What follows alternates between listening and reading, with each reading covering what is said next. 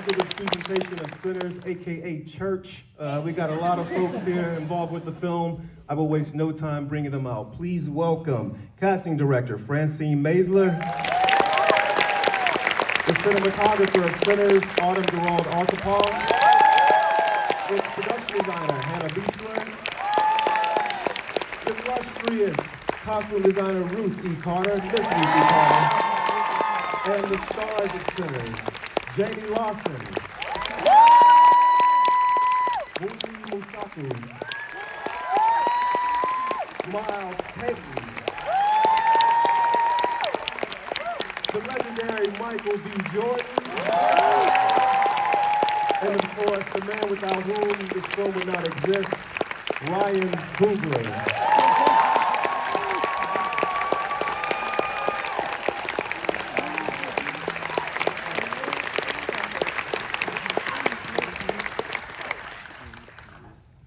How does it feel to be y'all right now, man? We got, I guess, so many people. I want to get to everyone. So, Ryan, I want to jump right in, man. I just want to know, coming at this point in your career, what made you decide this was going to be your next film, and how did you come up with the concept for it?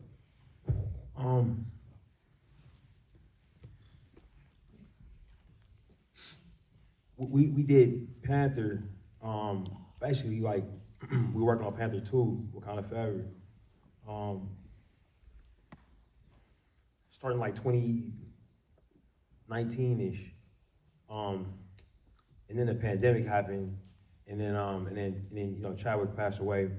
And we ended up being on that movie for me it was like, a good 3 years.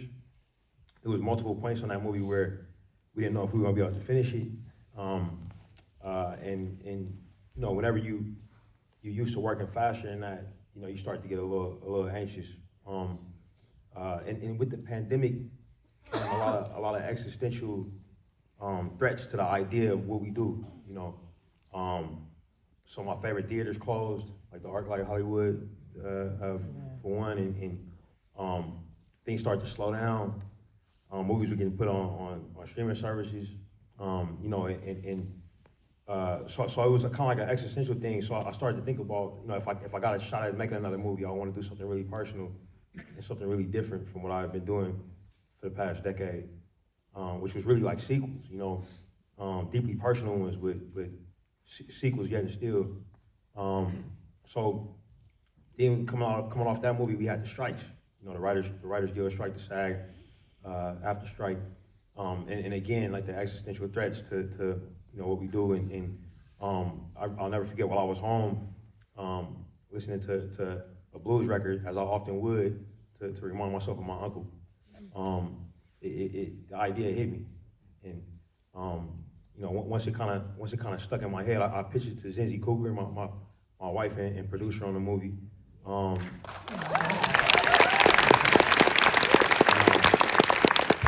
And yeah, after the first pitch didn't go so well, but after did some retooling and kept coming back, and then she was like, okay, yeah, maybe that might make some sense. Then we pitched Sev Ohanian, our partner at Proximity, and then eventually I told Ludwig Göransson, our composer, about it, and then I got to work on research, and then got to work writing.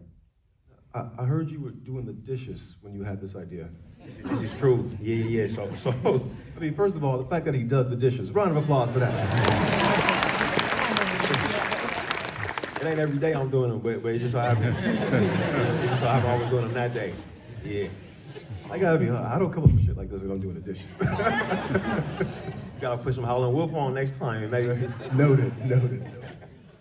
It's kind of cool, all the names that you mentioned and that you ran the idea by, that you work with on this film. None more important or all as important as the man sitting next to you, Michael B. Jordan. You guys have done this collaboration at this point that you guys have done as director and actor. Yeah, it's our fifth time in this position, but I also had the incredible chance to produce for him too. Executive produced Creed 2, and he acted in. And then his directorial debut, Creed 3, he was able to. At what point did Ryan come to you and say he wanted to do this project and he wanted you to play 50,000 roles? Yeah, that was another quick story. I was actually calling him to pitch a project to him. and he was like, yeah, I see your pitch and I raise you this one. and when he started telling me the idea of it, he would drop these bombs on me, you know, throughout. Was like, oh yeah, and you playing identical twins. Like, huh? and then there's vampires. Wait, what? You know, it was like this kind of like moments that made the story in the overall film, the idea of the movie, that much more interesting. So it kind of went down like that. You know, a quick read. Usually when he calls me and pitches an idea, he usually gets a quick answer from me. You know, so it was like almost an immediate yes. And I remember being, you know, really nervous a little bit about the idea of it, but at the same time equally as excited at the challenge of it. And I think that's one of the reasons why, you know, Coog really wanted to, you know, push this idea, the fact to get me out of my comfort zone and push me to a performance and something that I haven't really done before, you know. And it would be the first movie that I would do after directing, and he wanted me to kind of, you know, take a back seat from directing and just turn that part of my brain off and strictly focus on the performance and the task at hand, which would be an extremely challenging one, playing both roles, and so that's kind of how it went down. Miles, on the opposite end of the spectrum, not only your first time working with Ryan, it's your first time acting, period, correct? Wow.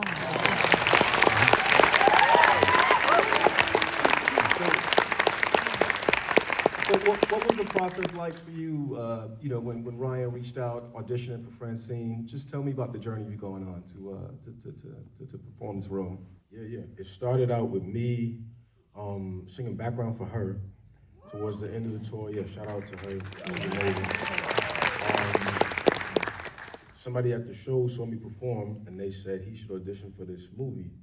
And she called me one day and told me, she's like, you know, they want you to audition for this movie. It was super top secret, didn't have any information. And so I sent in my first interview, got a call back. Then I got the sides, which the prompt was like, he was a 19-year-old sharecropper who would have been like Sam Cooke if it was 20 years later or something. So I'm like, oh, it's gonna be a music biopic, you know, something. It wasn't that. I sent that in. Then after that, I got another call back, and that's when they flew me out to LA.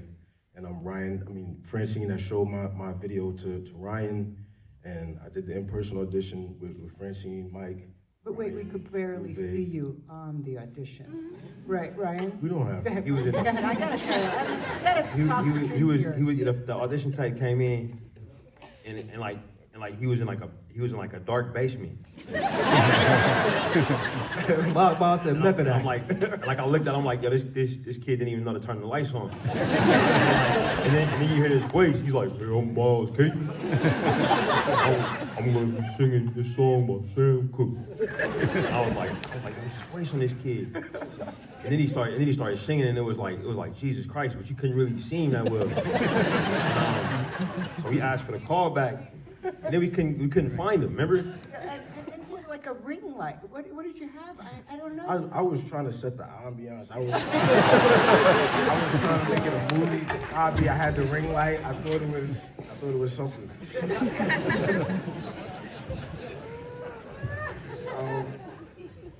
We gotta finish this damn story. So then he comes to LA. All right. So I'll brag on the young man real quick. We reached out for a call back, heard nothing. It was crickets, and we got a bunch of other callbacks that were okay.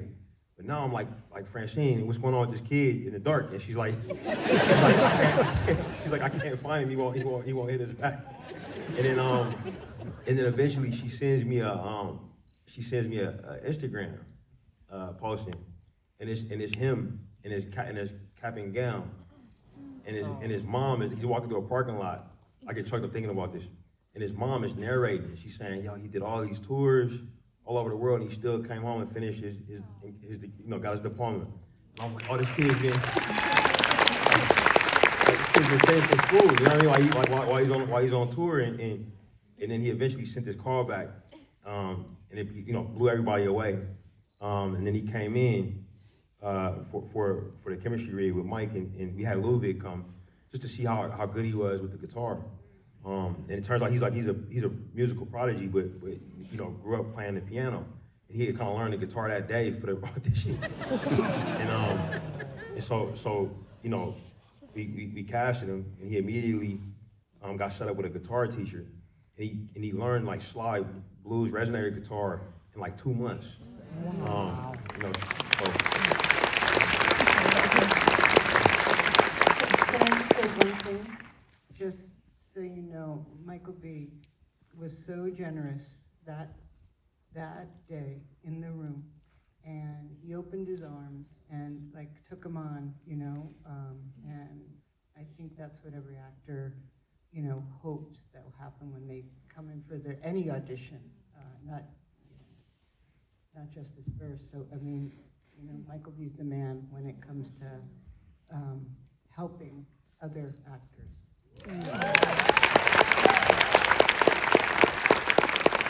Which brings me to Ms. WUNMI. So, in this movie, yes.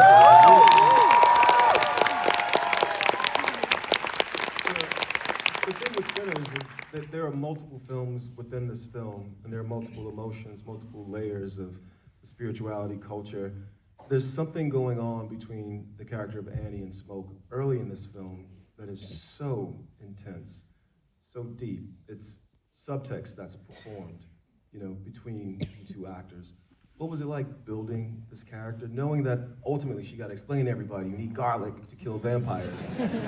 But in the beginning of the film, we're gonna feel this deep, this mourning, this almost Jeremiah that's being performed between you and MBJ. I feel like, you know, again, like Francine said, from the moment I met Michael, he kind of was just so open and generous. From my first like chemistry read with him, and so It was hot. we just really shared. Me, Michael, Ryan, in Ryan's office in the rehearsal, we just shared about like our lives and the things that we love the most, the things we're scared of, our own grief and hopes and dreams, and we just shared. And so, I don't know, we created this really sacred space to explore, to challenge each other, to take risks, and it just felt really natural. It didn't feel like, I don't know, it just felt like everything was on the page. Everything I needed to know about Annie was in those 7 pages. Like clear as day. Even his mojo bag. Like,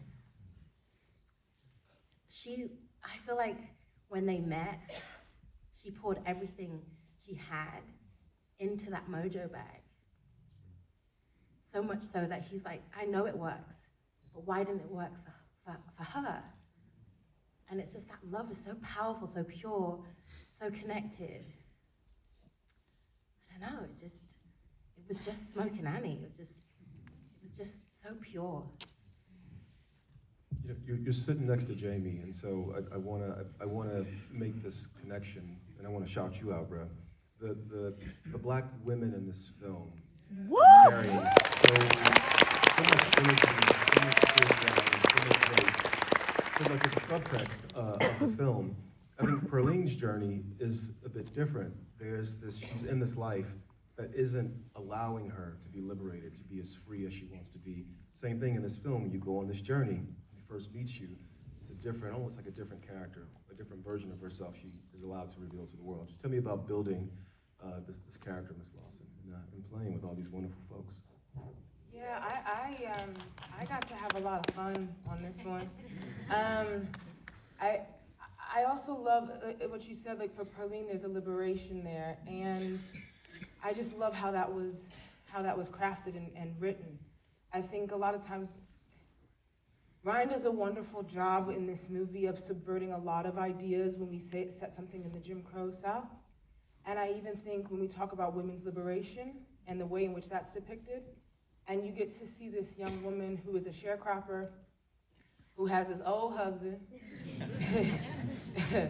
that she don't want nothing to do with, and there's different levels of oppression that she's having to navigate, and she finds freedom in these juke joints, and when she gets up there, and when she gets to sing, and when she gets to be around these performers. And so that was something that I was excited to build, is like, who is this woman when she's speaking versus when she's singing? And then who is this woman when she gets to get her body involved and she gets to let loose?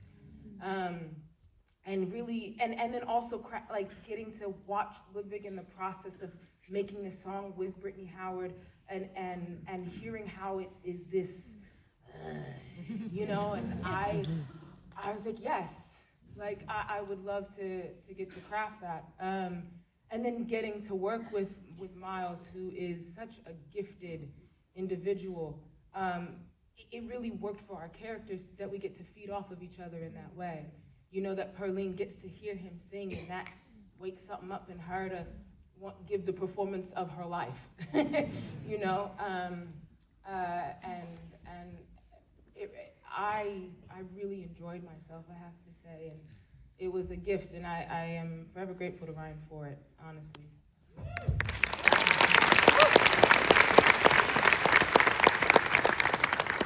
Ms. Carter, I wanted to speak to the cast first because it's interesting. We, you know, when we make a film, you know, these folks come in, they embody these characters, and then it's your job, it's written on the body in a certain way. The clothes they're wearing, the way they move, says so much about their characters. Talk to me about working with Ryan and just building out the wardrobe on this film.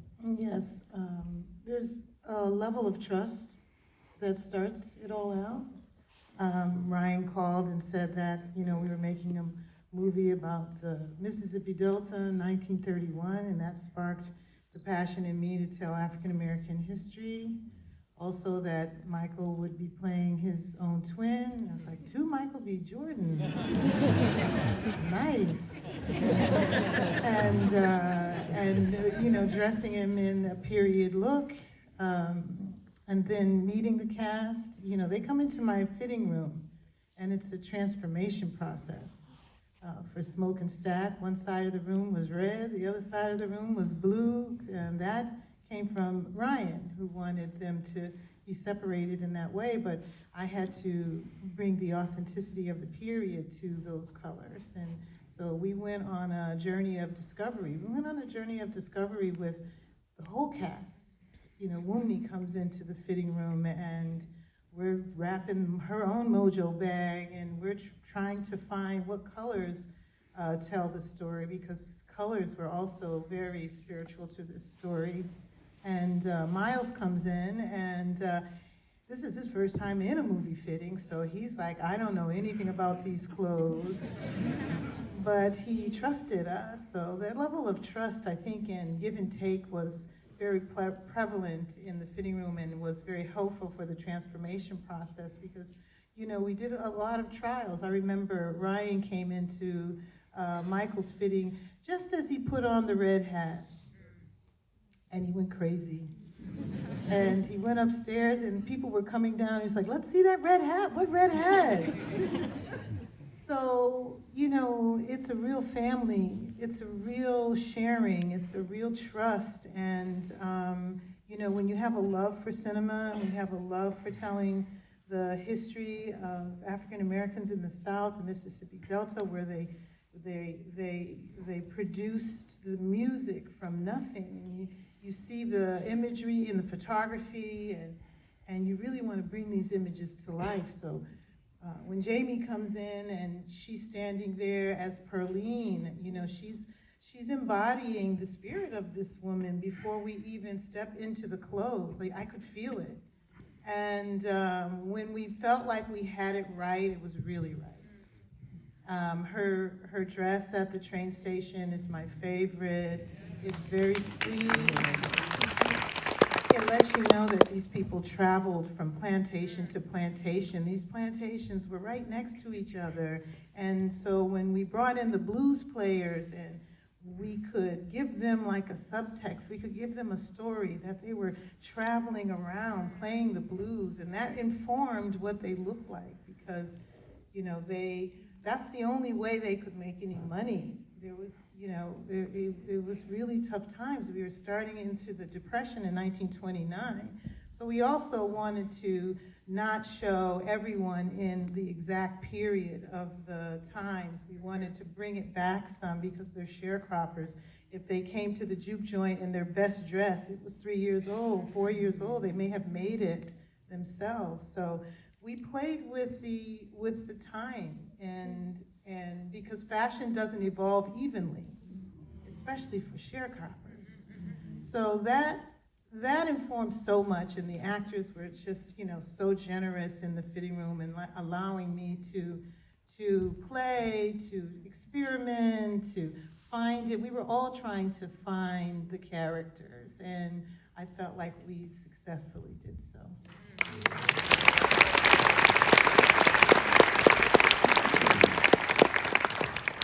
Hannah, the question I want to ask you falls along similar lines. I do want to say, on this stage, there are 3 people who've been there from the beginning. It's you, Ryan, and Michael B. Jordan, because you were also on Fruitvale Station. What was it like? I was also on Moonlight. I know you were. I was gonna say, you were on Yeah, there were Moonlight. 2 of the directors that I worked with. That's awesome. I was gonna say, you were on Moonlight because of Fruitvale Station. I was like, can I have it just for a little bit? So talk to me about building, especially again, you're on the same journey. The movie begins as one thing. It's almost like a text, you know, from history, and then it morphs into this really massive genre film, but it's got to function in both ways. Talk to me about just the approach to production design and the first conversation with Ryan about building centers. Yeah, much like Ruth, Ryan gave me a call and was like, you know, this movie, and he's like, I always say Ryan's like my griot, right? He tells me the story. He tells me about the people, the place, their wants, their desires, their pains, their struggles. Like, he's really telling, like, building out who the people that occupy the space are. So then I can really imagine the space. I can really imagine where they are because I understand who they are, who these characters are. And so that really informed, and he was like, you know, is it gonna be a cotton gin or a sawmill? And like, you know, let's, you know, wanted me to kind of dig in and understand like which ones of those really would serve the purpose. And, you know, when Ryan asked me to dig in, he's probably gonna get a 200-page something or 400-page something back, because I just go in, you know, I wanna make sure that he's got the information and we can talk about like why this might work and the economy, and so it goes really there. And then he's like, you know, it's a sawmill, and he liked that idea. So, you know, and a lot of my influence came from, you know, when you think about, and I will say Dennis Gassner, who did, oh, why did I forget which Tim Burton movie? Which one? Ryan. Why am I forgetting that? Big Fish? Big Fish. So sorry. So sorry, Tim Burton and Dennis Gassner. I'll never again forget. But that, because there was such, and Sergio Leone, a lot of like the big 4, right, of the Clint Eastwood movies, and Searchers, Tom Ford, Stagecoach, you've got these, Wild Bunch. It's these really vast environments, these big landscapes, right? These 70 millimeter and IMAX, so you're gonna have all these big landscapes, big sky, big Mississippi, cotton is king. And I wanted to, in that inspiration of these films, is put like a really extreme sort of geometrical shape that's small in that frame, into these big environments. And so that really influenced me, and it influenced me to kind of go from this purity of white, right, to the juke joint. Now, I obviously didn't know what order at that time that it would go into because he was still writing, but I felt like, okay, you know, from what he's told me at that point, this is sort of what I want to do. So I just went in on the research, and then I started sketching and drawing. And I remember I sent him the sketch of the church, Annie's, and the juke joint. Those are the first three things that I designed. I like went into a trance. All builds too. All builds. Juke joining and Yeah. track. 2 juke joints. Like the one on location, we're just gonna do the front.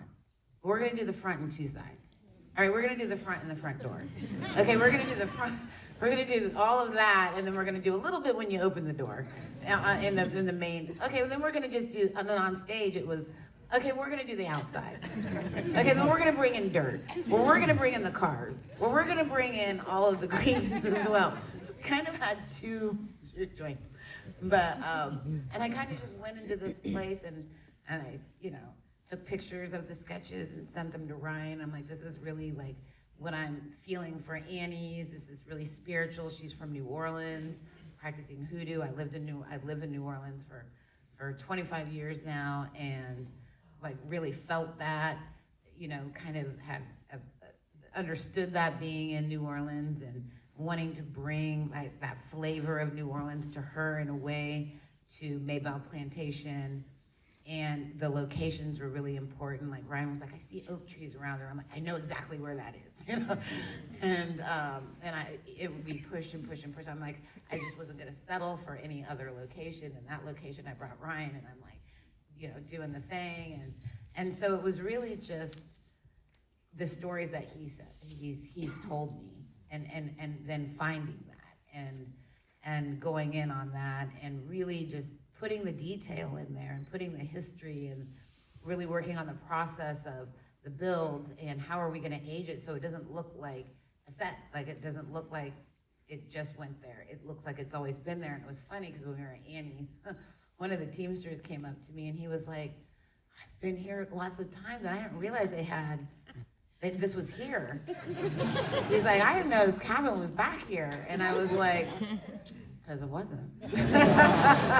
And you're always like sort of torn where you're like, yes, we did the thing that we wanted to do, and then like, but we'd actually built it and did the work. But that's what I wanted to feel the whole time, like it's lived in, it's been there, because you have these performances that then awaken the set.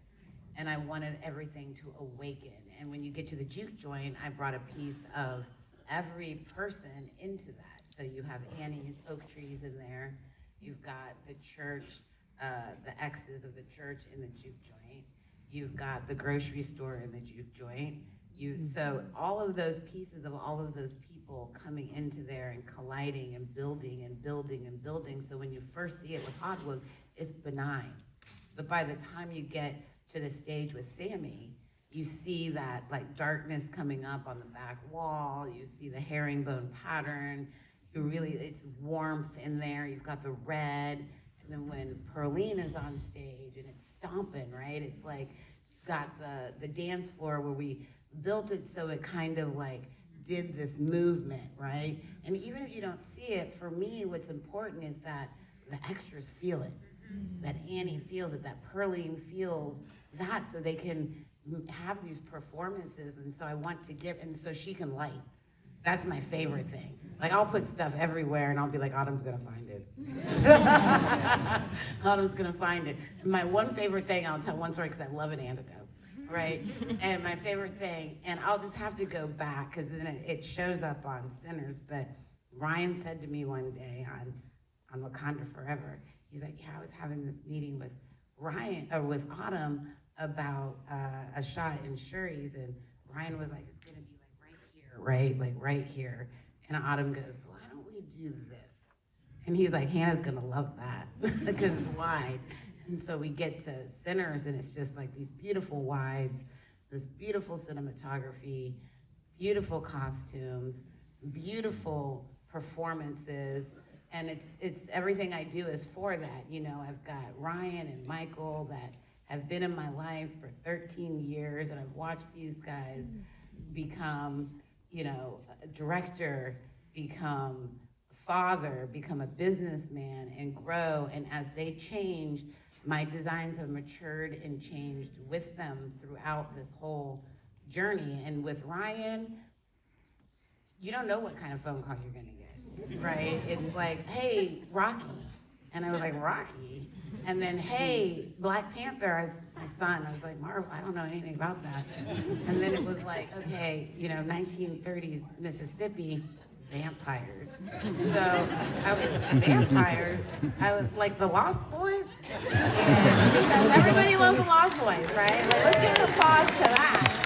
And so it's this journey, and that's the destination with Ryan, is the adventure.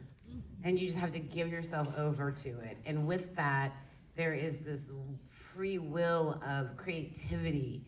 While you have this leader and this guidance, it's the guidance of your ability to create. And that is something that you don't ever want to give up and that you always fight for. So when Ryan says, I need water next to the sawmill, well, we're not gonna stop until we find water next to the sawmill. Like, it's not, so that's, and, like, and because I'm a little crazy. And you need that, right? And a little sensitive, because to be able to do this and dig in and dig deep, you've got to have that sensitivity. And when I get to see the actors on the sets and I get to see them in the costumes and I'm looking in the monitor and I'm watching Ryan, it's the most magic that you'll ever get to feel.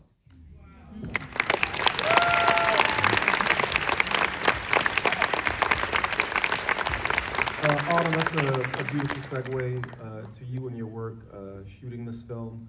I don't want to talk about the technical stuff so much. You are the first woman to shoot a film in 65 millimeter. The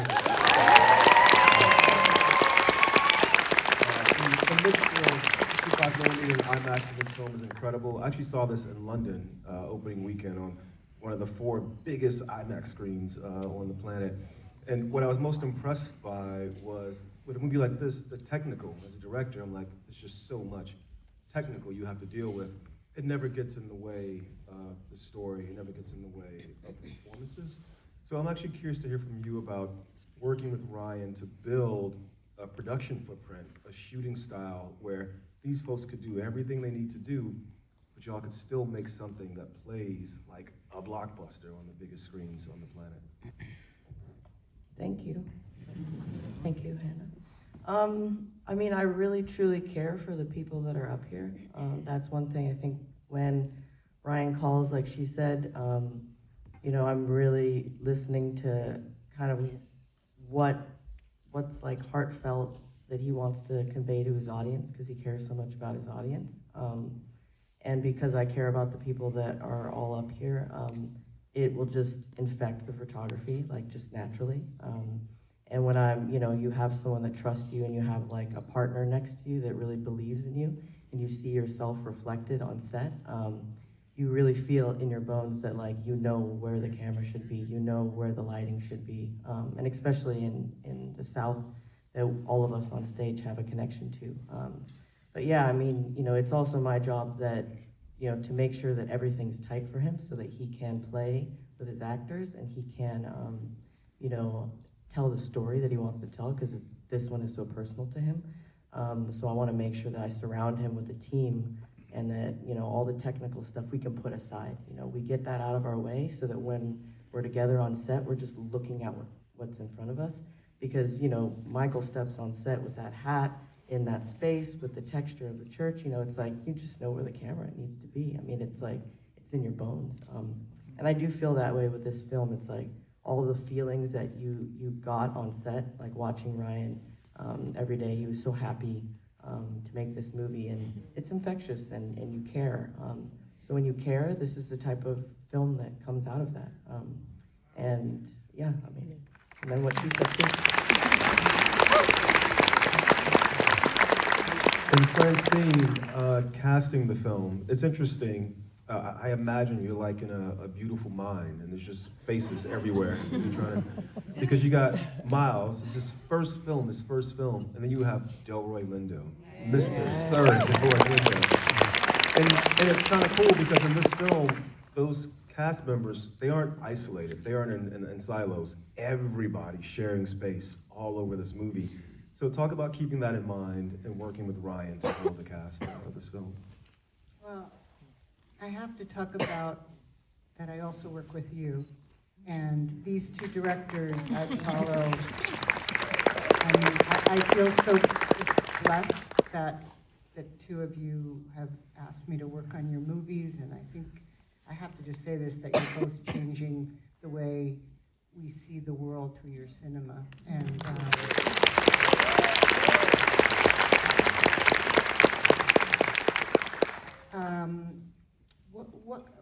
what can I say? I can just say I'm honored that my name is on this movie, and that these actors here really, I have to say, because of you, Ryan, they just each, like, I say this about you, that you saw them, and you created a safe space, but you can say that about a lot of directors, but he really saw each of you. And, you know, I've auditioned JAYME a bunch of times, and there's always kind of small roles or things, and, you know, what you brought out in JAYME just touches me deeply, because I knew it was in her, but, you know, I'm not a director, I can you know, and Juilliard and WUNMI, WUNMI just, you know, knocks me, I'm not gonna curse, but, you know, knocks me out, you know? And this kid over here, who was in the dark light, but, you know, I've said this and kind of been quoted, but I said I truly don't know if there's something above, you know? But his voice makes me believe that there's something, you know? There's something out there that is in you, and I feel like I'm seeing a young Ryan when we cast him. You haven't probably asked me this, but I'm gonna just do it this way anyway. Michael B., I mean, he just, he's remarkable as an actor. And I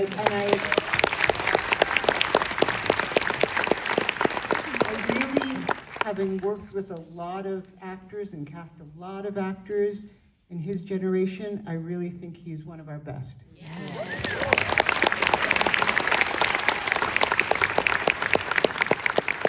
So Ryan, because man, we're running short on time, but so I want to stay in the flow of the conversation. Everyone here is talking about the environment you create, the culture you manifest, and people are even talking about you have an idea and you will call. You're not sure what the idea is or where it's going to go, but you will call and go, I got this thing, help me find it. It was actually Zinzi that called for me on some of this, because I was writing and I had a deadline, and she snuck on Ruth, Hannah, and Autumn, because they very in demand. Like they book movies like far out, and I was busy writing. I was like, hey, and I know like people have a hard time telling Zinzi no. They'll tell me. How do you know that? Well, but yeah, yeah, but it was we had to thread the needle, so I had to get ahead of it a bit. Mike beat me to the punch. He called me and pitched me a movie before I was done writing. But yeah, what were you saying? My bad. No, but it's I think we're all here. So a lot of filmmakers in the audience, people who have made films, want to make films, who are making films, and we're always trying to figure out, how do I decide to take the leap of faith? And it seems like you, especially with this film, you were so in demand, bro. You can do whatever the hell you want. And then you were washing the dishes and were like, yo, I want to do this. But it's a true story. You were like, I want to do this. Yeah. And you just decided to take this leap of faith, knowing, I believe, based on the conversation I've heard, that these folks would take it with you. Mm-hmm. Now that we're here, the movie's been out, all these folks are out on a Saturday night. Thank y'all. Good job for coming. I just want to know how it feels to be on this side of that first phone call. Your wife calling your collaborators. You call your man calling you and you going, yo, I hear you, but check this. How does it feel to be here now? Have you had a moment to take it in? I was taking it in this whole time, man. Like just being here next to you. You know what you mean to me, and what your movies mean to me. let me just say, the history with us, I'll never forget, I was living in the Bay Area. It was me and another filmmaker. I know the whole history. Let me tell you the whole history. To tell me the whole history. So the whole history with me and you is, bro. I'm in film school, and Because I'm old. and I see a trailer, and my bro say, you gotta watch this trailer. He sends it to me. It's black and white. Black man, black woman in San Francisco, they on bicycles. And then You were like, ain't no black people on bicycles. It has a quote. It says the best film I saw at SXSW. I had no fucking idea what that meant. But I'm like, yo, this trailer is awesome. What is SXSW? You know what I mean? So my classmates said, that's South by Southwest. It's an amazing film and music festival. And this movie was the best movie there. So I said, yo, I gotta find this movie. I tracked it down. Fell in love with this movie. Found your website. Saw a short film of a couple at a laundromat washing an American flag. I said, y'all gotta meet this dude someday. Then we got to the part you about to talk about. And the part I was gonna talk about was Fruitvale Station has gotten into Sundance, and Ryan this is like 3 weeks before Sundance. I'm in the Bay Area, so we take Ryan out to dinner, me and this other filmmaker named Rashad Ernesto Green. And we're sitting down, yes, shout out for that cat. We're sitting there, and I just realized there is an energy in Ryan Coogler that is about to enter the world in the most beautiful way. And what I was gonna say is that same energy is sitting on stage beside me. It's the same energy that these folks experience on those sets, and that your wife knows will be there when it's time for you to go and create work. And that's why she can make those calls and make them honestly. So I guess just a way of saluting you, bro, because it's wonderful to see someone's journey, but then be there as it's manifested. So you have to have the last word, bro. My last word is thank you, Barry, for taking time out of your busy schedule to be here tonight. That shit means the world. You are an awesome filmmaker, but an incredibly efficient interviewer, bro. That shit.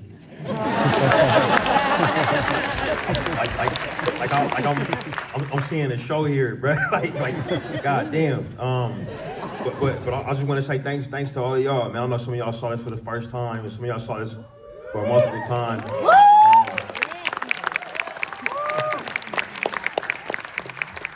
It was an honor of my professional life to make this movie, and to open myself up first to my collaborators, and then to you guys. So thank y'all for showing up.